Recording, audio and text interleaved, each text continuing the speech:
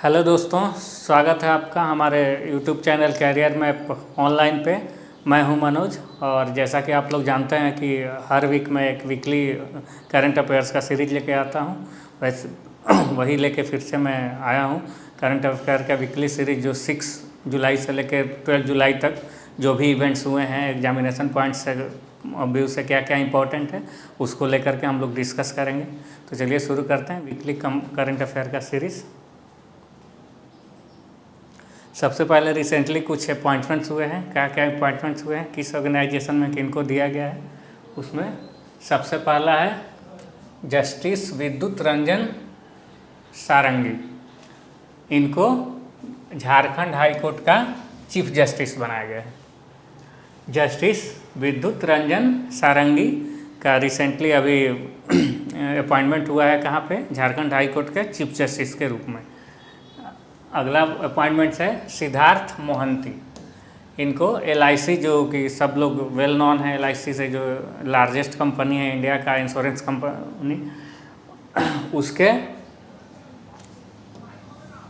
MD और CEO बनाया गया है। ध्यान रखना है कि LIC फर्स्ट टाइम चेयरमैन का जो डेजिग्नेशन है उसको रीडेजिग्नेट किया है। पहले चेयरमैन ऑफ LIC होते थे, उसको अभी रीडेजिग्नेट करके क्या किया है, CEO एंड MD यानी chief executive officer and managing director of LIC। और दूसरा कोई चेयरमैन बनेगा कि नहीं, अभी तक ये LIC ने अनाउंस नहीं किया है। जस्ट जो चेयरमैन अभी एग्जिस्टिंग पोस्ट था उसको रीडेजिग्नेट करके क्या बनाया है, CEO एंड MD, और उसका फर्स्ट रीडेजिग्नेटेड ऑफिसर कौन है, सिद्धार्थ मोहंती। नेक्स्ट है एलिसा डी आंडा माद्राजो, मैक्सिको क्यों है। इनको प्रेसिडेंट बनाया गया है किसका, फिनांस एक्शन टास्क फोर्स का, 2 साल के लिए। फिनांस एक्शन टास्क फोर्स जैसा जानते हैं कि ये 89 में एस्टेब्लिश्ड हुआ था सिंगापुर में, और इसका मेन काम है हर कंट्री में जाना और मनी लॉन्ड्रिंग से इश्यूज रिलेटेड जो भी इशू है उसको टैकल करना, देखना कि जो एक लेवल क्राइटेरिया सेट किया हुआ है कि किस तरह से मनी लॉन्ड्रिंग का काम करना है किसी भी गवर्नमेंट को, उसमें वो सही ढंग से काम हो रहा है या फिर मनी लॉन्ड्रिंग इशू वहाँ पे आ रहा है। तो इस प्रेसिडेंट किसको बनाया गया है, फिनेंशियल एक्शन टास्क फोर्स का मैक्सिको के कौन है, एलिसा डी आंडा माद्राजो।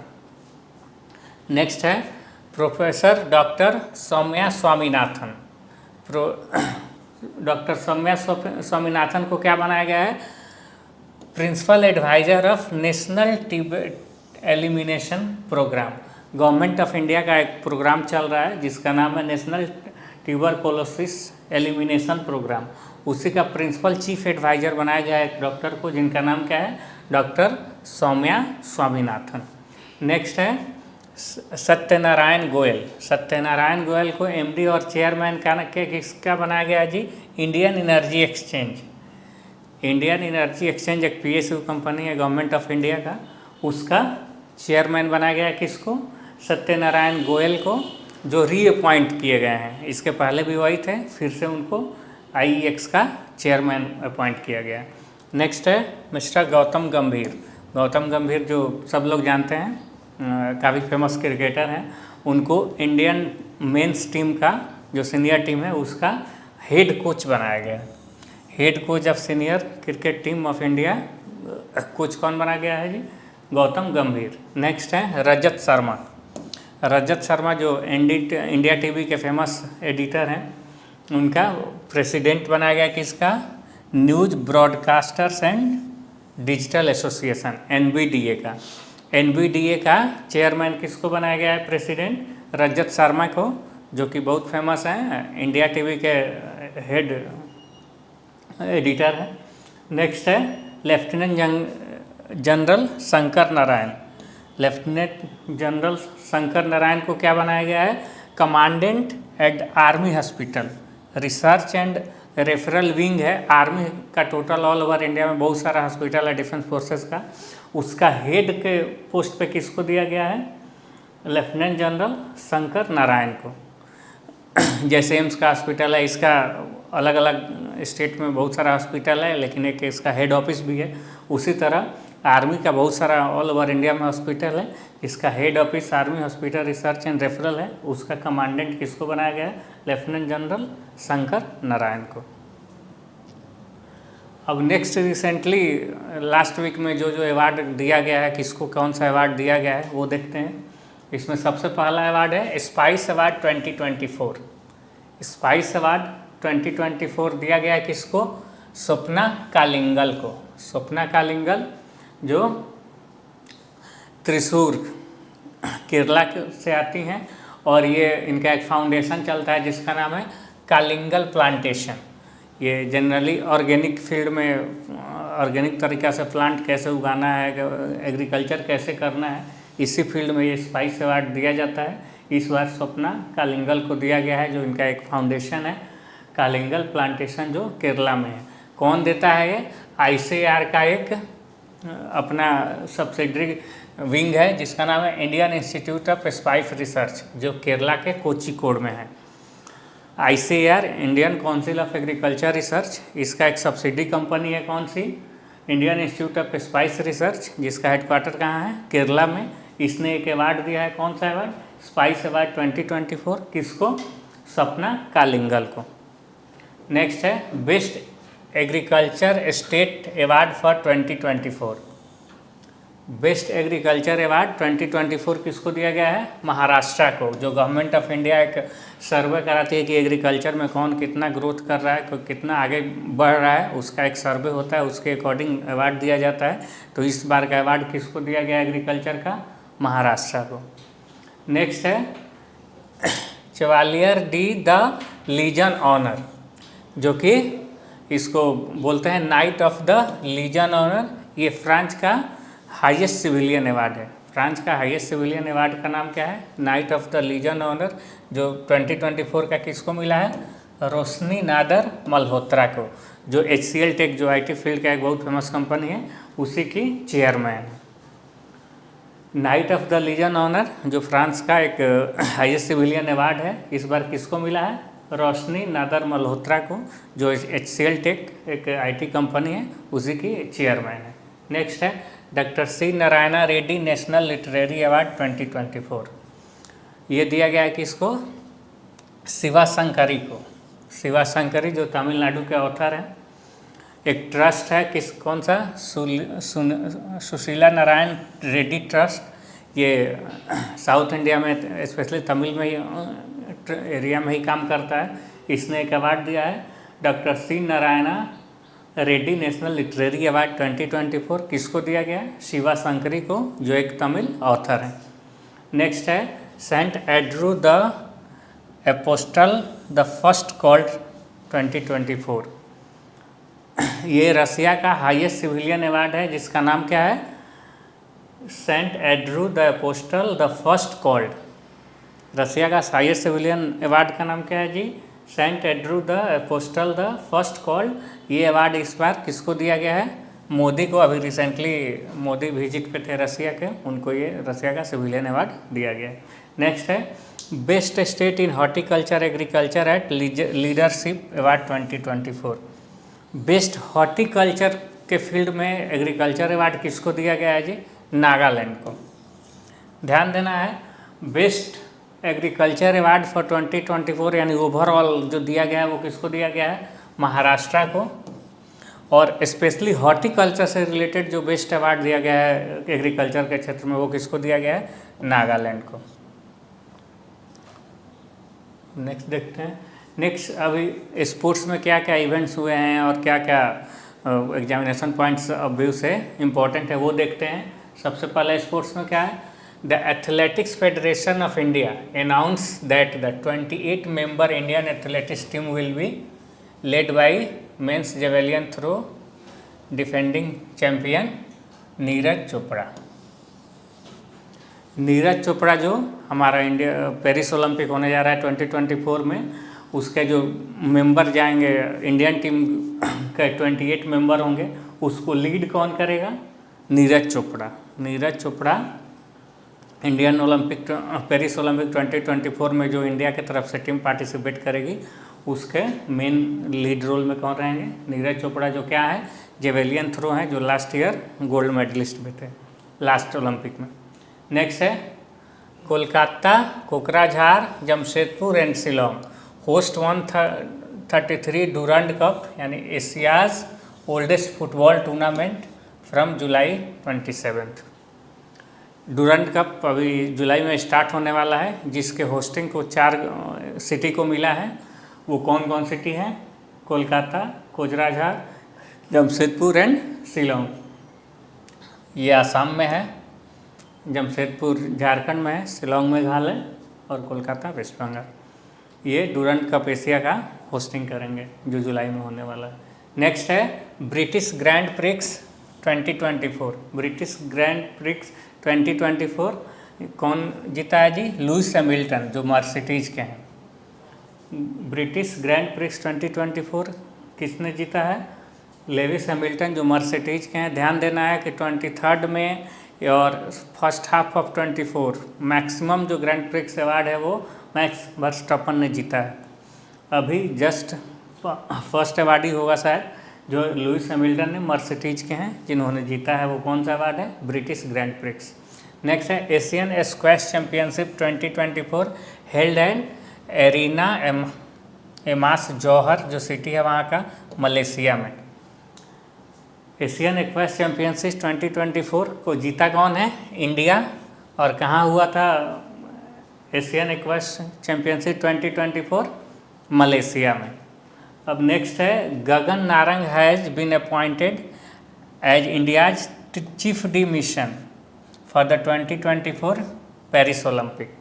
गगन नारंग जो बहुत फेमस शूटिंग स्पोर्ट्समैन है, इनको इंडिया की तरफ से पेरिस ओलंपिक में चीफ डी मिशन बनाया गया। चीफ डी मिशन का मतलब होता है कि पूरी टीम की तरफ से कोई बात करना है, कोई कॉन्फ्रेंस करना है तो वही करेंगे।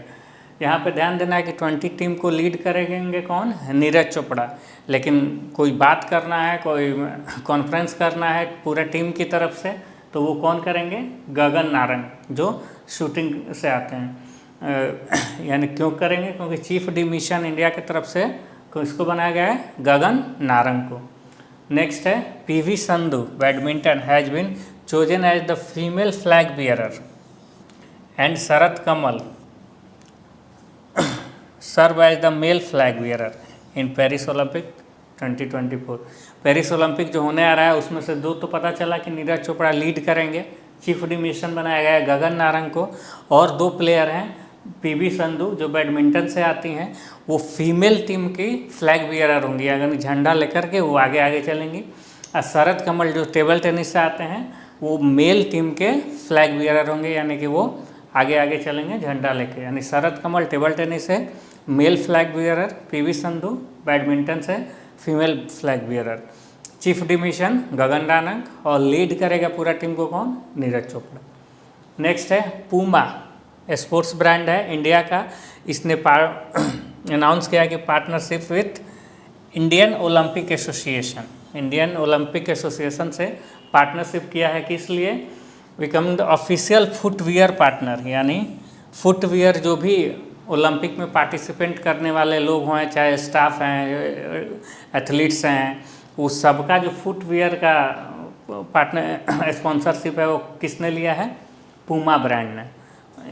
यानी सारे जो शूज फुटवियर पहनेंगे पेरिस ओलंपिक से रिलेटेड जो भी लोग होंगे वो सब किसका पहनेंगे?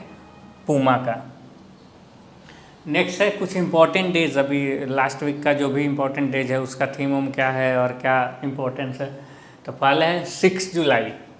6 जुलाई को 2 इवेंट होता है। पहला international day of cooperative. Cooperative का मतलब है सहयोग करना, कैसे सहयोग करके हम किसी भी टीम मिशन को आगे बढ़ा सकते हैं या वेलफेयर कर सकते हैं सोसाइटी का, समाज का। इसके अवेयरनेस के लिए इंटरनेशनल डे ऑफ कोऑपरेटिव मनाया जाता है। इसका इस बार का थीम है cooperatives building a better future for all. अगर सहयोग करेंगे तो सबके लिए अच्छा फ्यूचर हम बना सकते हैं। ये इस बार का थीम है जो किस डे को ऑब्जर्व किया जाता है? 6 जुलाई को। 6 जुलाई को एक और सा डे ऑब्जर्व किया जाता है, उसका नाम है world zoonosis day. World zoonosis day observe किया जाता है कब? 6 जुलाई को। जोनोसिस एक डिजीज का नाम है जिस कैसे फैलता है, spread from animal to human. ये जोनोटिक एक डिजीज है जो कहाँ से कैसे फैलता है, एनिमल से ह्यूमन्स में फैलता है। उसी को रोकने के लिए, उसी की अवेयरनेस लोगों में देने के लिए एक डे 6 जुलाई डिक्लेयर किया गया वर्ल्ड जोनोसिस डे। इस बार का इसका थीम क्या है, one world one health prevent zoonosis. 6 जुलाई को 2 डे मनाया जाता है क्या, इंटरनेशनल डे ऑफ कोऑपरेटिव। उसका थीम क्या रखा गया है, cooperative building a better future for all. और दूसरा जो 6 जुलाई को डे ऑब्जर्व किया जाता है क्या, वर्ल्ड जोनोसिस डे। इसका थीम क्या रखा गया है, one world one health prevent zoonosis. Zoonosis क्या है, एक ऐसा डिजीज है जो स्प्रेड होता है एनिमल से ह्यूमन बींग्स में। नेक्स्ट है 7 जुलाई। 7 जुलाई को क्या मनाया जाता है, थर्ड वर्ल्ड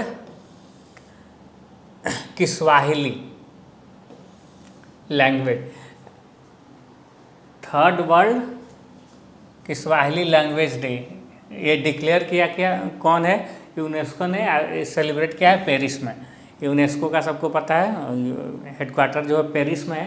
उसने एक 7 जुलाई को अफ्रीकन फेमस लैंग्वेज है किस्वाहिली, उसी का डे सेलिब्रेट किया है किस्वाहिली के बारे में लोगों को बताने के लिए, जो अफ्रीकन लैंग्वेज है 7 जुलाई को।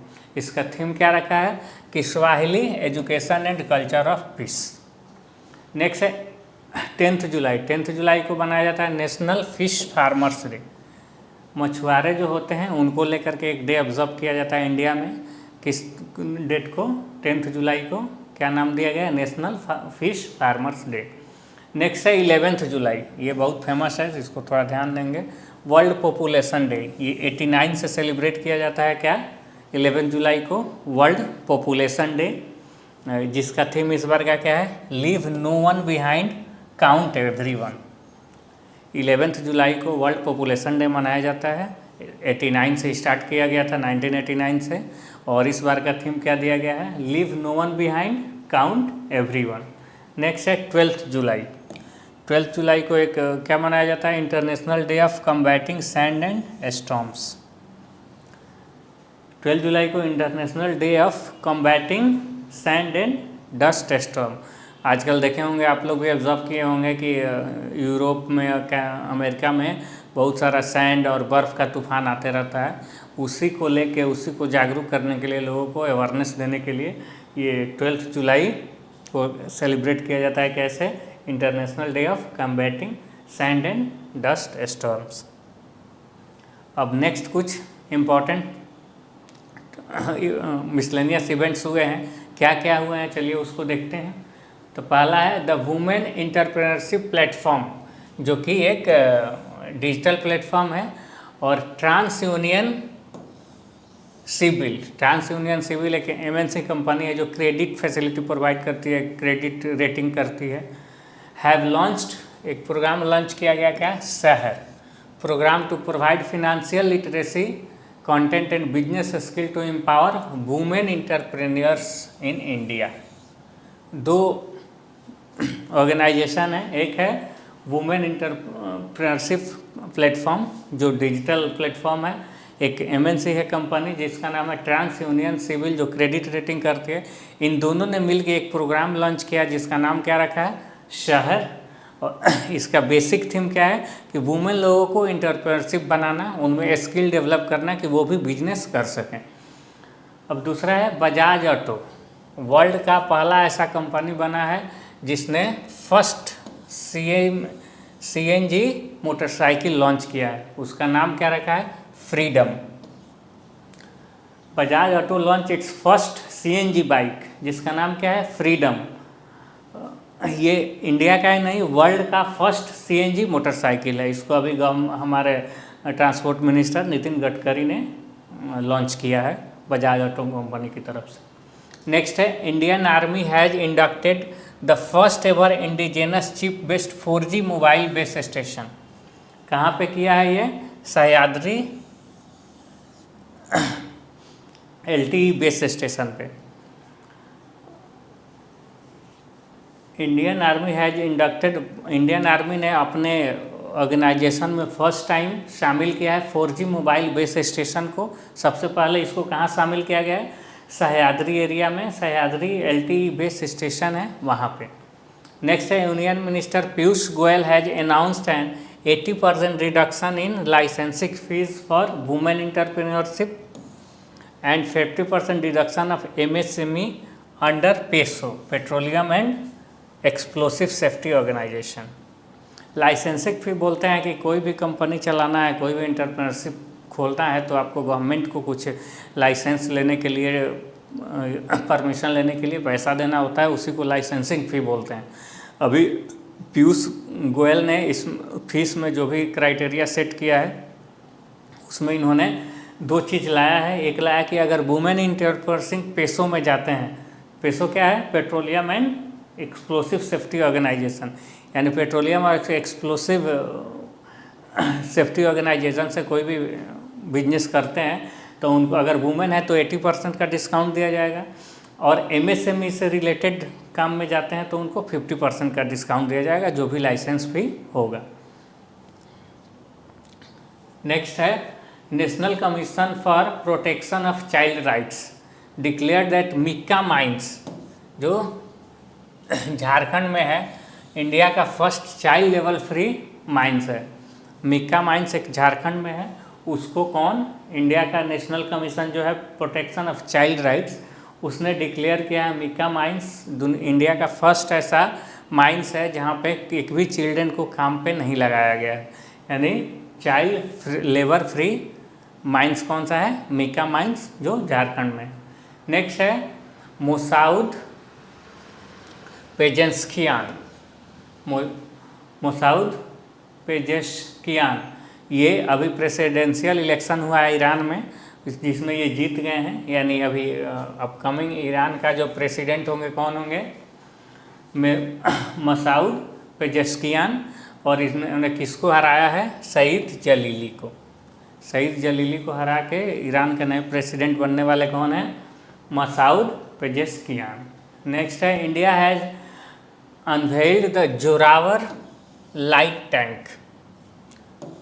जोरावर इंडिया के जनरल थे जोरावर सिंह, उन्हीं के नाम पे एक इंडियन आर्मी ने लाइट टैंक बनाया है जिसको नाम दिया है जोरावर। ये कौन डेवलप किया है? DRDO and L&T, Larsen and Toubro company.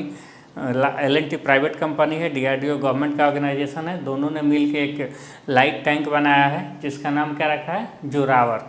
किसके नाम पे रखा है? जो इंडियन आर्मी के एक जनरल थे उनके नाम पे। नेक्स्ट है the NATO summit hosted by president Joe Biden in Washington DC from 9 to 11 जुलाई। 9 से 11 जुलाई तक नाटो का समिट हुआ, कहाँ पे? वाशिंगटन DC में। उसका होस्ट अमेरिका था, या उसी का समिट को होस्ट किया जो बाइडेन ने। यहाँ पे स्वीडन को एज ए नाटो का न्यू मेंबर माना गया है, ठीक है। तो ध्यान रखना है, पूछेगा कि लेटेस्ट मेंबर ऑफ नाटो, तो कौन है? स्वीडन। स्पेशली वो यूक्रेन को लेकर के ये मीटिंग हुआ था कि यूक्रेन को स्ट्रांगली सपोर्ट किया जाए अगेंस्ट रसिया, इसी में स्वीडन को नया मेंबर बनाया गया है। नेक्स्ट है ministry of culture government of India initiated project PARI. Project PARI क्या है? Public art of India. Public art of India को परी बोला गया है, which will be educated by Lalit Kala academy and national gallery of modern art. It aims to democratise art by integrating it into public spaces. 2 India का PSU है, एक है ललित कला अकादमी, दूसरा है national gallery of modern art. ये दोनों मिल करके एक प्रोजेक्ट परी जो गवर्नमेंट ऑफ इंडिया ने लॉन्च किया है, उसके एवज में जितना भी पब्लिक स्पेसेस है, इंडिया का क्या क्या आर्ट है, क्या क्या ये है, उसका शो केस करेंगे, कहीं पोस्टर लगाएंगे और दिखाएंगे कि क्या क्या इसका सिग्निफिकेंस है इंडियन आर्ट का। तो ये मेन क्या है, गवर्नमेंट ऑफ इंडिया ने एक आर्ट से रिलेटेड प्रोजेक्ट स्टार्ट किया है। उस प्रोजेक्ट का नाम क्या है? प्रोजेक्ट परी। परी मतलब पब्लिक आर्ट ऑफ इंडिया। और इसको इम्प्लीमेंट कौन कौन PSU करेगा इंडिया का? Lalit Kala Akademi and national gallery of modern art. Next है जॉन लंडाउ, प्रोड्यूसर है, expired on 5th July 2024, which is known for his collaboration with the director James Cameron on blockbuster films Titanic and अवतार series. एक producer हैं USA के, जिनका नाम क्या है, जॉन लंडाउ। अभी जस्ट 5 जुलाई को एक्सपायर किए हैं। वो फेमस बहुत ज़्यादा हैं इसलिए कि जेम्स कैमरून, जैसे जानते हैं आप लोग कि 2 फेमस वर्ल्ड सिनेमा में मूवी है, एक सीरीज है, कौन, टाइटैनिक एंड द अवतार सीरीज। दोनों में प्रोड्यूसिंग का काम और कोलैबोरेशन किए हैं जेम्स कैमरून के साथ, कौन, जॉन लंडाउ, जो कि अभी जस्ट एक्सपायर हुए हैं। नेक्स्ट है government of India has mandated the all stainless steel and aluminium utensils confirm to Bureau of Indian Standard यानी BIS with effect from 14 March. Ministry of commerce and industry makes the ISI mark compulsory for these utensils. यानी steel से जो भी और aluminium से जो भी India में अब यूटेंसिल्स बनेंगे, उसको बना करके जो इंडिया का ऑर्गेनाइजेशन है जो स्टैंडर्डशिप देता है कि हाँ ये इकोसिस्टम के पॉइंट ऑफ व्यू से सही है, उसका एक मार्क देता है कि ये सब मैंडेट कर देगा कि ये कंपल्सरी है कि आपको ऑथराइजेशन लेना पड़ेगा कि आपने सही बनाया है। इस तरह से कोई भी स्टील का सामान बना के बेच नहीं सकता, क्योंकि ये यूटेंसिल सबको गवर्नमेंट ऑफ इंडिया ने कंपल्सरी कर दिया है। नेक्स्ट है Rachel Reeves. Rachel Reeves become the first women finance minister of United kingdom.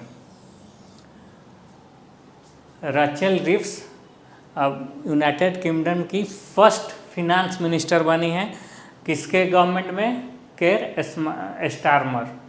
Care Starmer जो अभी लास्ट वीडियो में हमने डिस्कस किया था कि उन्होंने ऋषि सुनक को इलेक्शन में हरा करके प्राइम मिनिस्टर बने हैं, उन्हीं के कैबिनेट में राचेल रिव्स को फिनांस मिनिस्टर बनाया गया है, जो एक फीमेल हैं और यूनाइटेड किंगडम के हिस्ट्री में फर्स्ट फीमेल हैं जो फिनांस मिनिस्टर बनी है। नेक्स्ट है Tata power solar system limited launch the घर घर solar initiative. Tata power solar system जो है एक इनिशिएटिव लॉन्च किया जिसका नाम क्या है, घर घर सोलर। कहाँ पे, initiative in Uttar Pradesh starting from Banarasi. It aims to provide every home with clean energy through rooftop solar solution. Uttar Pradesh में टाटा पावर सोलर सिस्टम ने एक इनिशिएटिव लॉन्च किया है, जिस इनिशिएटिव का नाम क्या रखा है जी, घर घर सोलर। इसका मेन मोटिव क्या है कि हर घर को सोलर सिस्टम या सोलर एनर्जी प्रोवाइड करवाना है। और ये जो इसके इनिशिएटिव है कहाँ से लॉन्च हुआ है, फर्स्ट टाइम बनारस से। नेक्स्ट है India rank 5th in generative AI innovation, trailing behind China and US, republic of Korea and Japan. Release by UN world intellectual property यूनिपो। United nation world intellectual property organisation WIPO ने एक ranking innovation के field में release किया है। उसमें India को कौन सा रैंक दिया है जी, 5th रैंक दिया है। किसमें, जनरेटिव आर्टिफिशियल इंटेलिजेंस में इंडिया वर्ल्ड में अभी 5th पोजीशन पे है as per world intellectual property organisation. Next है the government had designed the ministry of minority affairs as a nodal ministry for the Haj committee. देखिए अभी तक एवरी ईयर सबको पता है हज यात्री जाते हैं यहाँ से बहुत सारे मक्का में, तो इस अभी तक जो मिनिस्ट्री ऑफ एक्सटर्नल अफेयर थी वो इसका नोडल एजेंसी थी। किसी को जाना है नहीं जाना है, परमिशन लेना है नहीं लेना है, देना है, ये सब काम मिनिस्ट्री ऑफ एक्सटर्नल अफेयर करती थी। फर्स्ट टाइम इस बार से इसको किसको दे दिया गया है nodal agency, ministry of minority affairs. Ministry of minority affairs है वो अब कौन सा काम देखेगी, जो भी हज यात्री पे जाएंगे उनका जो भी रिक्वायरमेंट है या परमिशन देना है कि नहीं देना है, ये सब काम एज ए नोडल मिनिस्ट्री कौन देखेगी, मिनिस्ट्री ऑफ माइनॉरिटी अफेयर्स। ये काम इसके पहले यानी 2024 के पहले तक कौन देखता था, ministry of external affairs. Next है Uttar Pradesh government have held a major environmental initiative called Mitra Van Friendship Forest as a part of the Vriksharopan Jan Abhiyan 2024 aims to enhance greenery along the borders of Uttar Pradesh. Uttar Pradesh ने एक initiative launch किया है जिसका नाम क्या रखा है, मित्र वन, मतलब फ्रेंडशिप फॉरेस्ट। ये एक अभियान चलाया है पूरा 2024 में यूपी गवर्नमेंट ने, जिसका नाम क्या रखा था, वृक्षारोपण जन अभियान। इसी के अंतर्गत ये इनिशिएटिव लाया गया मित्र वन। इसमें जितने भी बॉर्डर एरिया हैं उत्तर प्रदेश के, स्टेट बॉर्डर हो या नेपाल का बॉर्डर हो, सब जगह पूरा वृक्ष लगाना है, फॉरेस्ट्री करना है, यही मेन इसका पर्पस है। नेक्स्ट है BSF is collaboration with SBI organised grow with the tree plantation drive at BSF headquarters in Srinagar. Srinagar में एक इनिशिएटिव लॉन्च किया है BSF बॉर्डर सिक्योरिटी फोर्स ने, जिसका नाम रखा है grow with the trees. Plantation के पॉइंट ऑफ व्यू से, इकोसिस्टम के पॉइंट ऑफ व्यू से, किसके साथ, किसके सपोर्ट से किया है, स्टेट बैंक ऑफ इंडिया के सपोर्ट से। नेक्स्ट है Hong Kong, Singapore and Zurich are currently the costliest city for international workers in 2024। 3 city है, जूरिक, सिंगापुर एंड हांगकांग, जो दुनिया में रहने के लिए सबसे ज़्यादा एक्सपेंसिव हैं।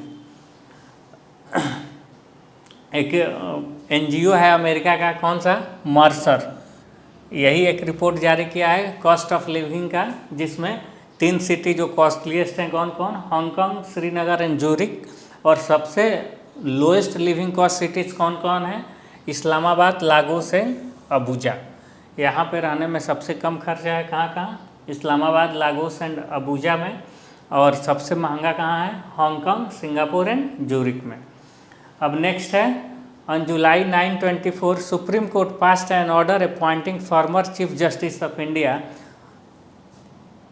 UU Lalit as the chairman of the research and selection committee for appointing vice chancellor in West Bengal state run universities.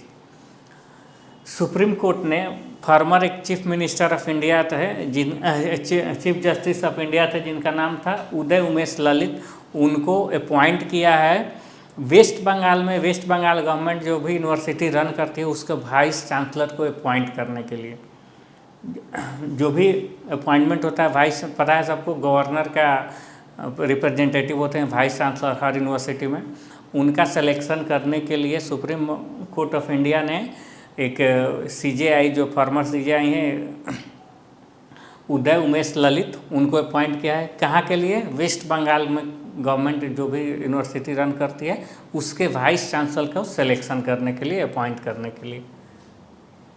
Next है Om Birla, speaker of Lok Sabha will lead the prominent Indian parliamentary delegation on the 10th BRICS parliamentary forum. कहाँ होगा जी, Saint Petersburg, Russia में। अब ये will नहीं होगा, ये headed हो जाएगा। ओम बिरला जो स्पीकर हैं लोकसभा के, वो अभी एक ब्रिक्स सबको पता है, ब्रिटिश, रसिया, इंडिया, चाइना, साउथ अफ्रीका, इनका एक पार्लियामेंट्री फोरम रशिया में हो रहा है, यानी मीटिंग कमेटी हो रहा है। उसमें इंडिया की तरफ से कौन रिप्रेजेंट करेगा, ओम बिरला, जो क्या है, स्पीकर ऑफ लोकसभा है आज के डेट में। नेक्स्ट है गौतम अदानी है declare the Adani group will be the principal sponsor of the Indian team at the upcoming 2024 Paris Olympic. अभी हम लोगों ने पीछे पढ़ा कि पूमा जो है फुटवियर, जो इंडियन ओलंपिक में पार्टिसिपेट करने वाले उनके लिए स्पॉन्सरशिप लिया है, और अदानी ग्रुप जो है वो पूरे टीम का ओवरऑल जो भी स्पॉन्सरशिप है वो अदानी ग्रुप ने प्रिंसिपल स्पॉन्सरशिप लिया है, किसका, 24 पेरिस ओलंपिक जो इंडियन टीम जाएगी। नेक्स्ट है India Taiwan mutual recognition agreement for organic products effective from 8 July. India और ताइवान ने एक एग्रीमेंट साइन किया है, किसके लिए, ऑर्गेनिक प्रोडक्ट्स के लिए एक्सचेंज होगा। यहाँ का जो भी ऑर्गेनिक प्रोडक्ट ताइवान जाएगा, ताइवान का यहाँ आएगा, उसके लिए कुछ रूल्स रेगुलेशन SOP जारी होगा। 8 जुलाई से वो इफेक्ट हो रहा है। It aims to enhance trade by allowing certified organic products from each other country. एक दूसरे सर्टिफाइड जो भी ऑर्गेनिक प्रोडक्ट है इंडिया का ताइवान में आ सकता है, ताइवान का इंडिया में जा सकता है। इसको लेकर के एक एग्रीमेंट हुआ है। तो मेन जो इंडिया ताइवान का एग्रीमेंट हुआ है वो किसके लिए हुआ है, किस फील्ड के लिए हुआ है? ऑर्गेनिक प्रोडक्ट्स के लिए। नेक्स्ट है 132nd session of council of international maritime organisation IMO held from इतना इन लंदन। यानी इंटरनेशनल मैरीटाइम ऑर्गेनाइजेशन का एक मीटिंग हुआ है, यानी कॉन्फ्रेंस हुआ है। वो कहाँ पे हुआ है? लंदन में, अभी 8 से 12 जुलाई तक। इसमें इसका इम्पोर्टेंस यही है कि IMO यानी इंटरनेशनल मैरीटाइम ऑर्गेनाइजेशन का जो अभी मीटिंग हुआ है वो कहाँ पे हुआ है? लंदन में हुआ है 8 to 12 जुलाई। ये था रिसेंटली वीक जो भी इवेंट्स हुए हैं लास्ट वीक में, उनका एक छोटा सा समरी जिसको आप लोग पढ़ेंगे, देखेंगे। ये एग्जामिनेशन जो रिसेंट एग्ज़ाम हो रहा है उसके अपकमिंग एग्ज़ाम के लिए भी बहुत इंपॉर्टेंट है। अगर वीडियो अच्छा लगा हो तो लाइक करना, सब्सक्राइब करना और कमेंट देना ना भूलें। Thank you.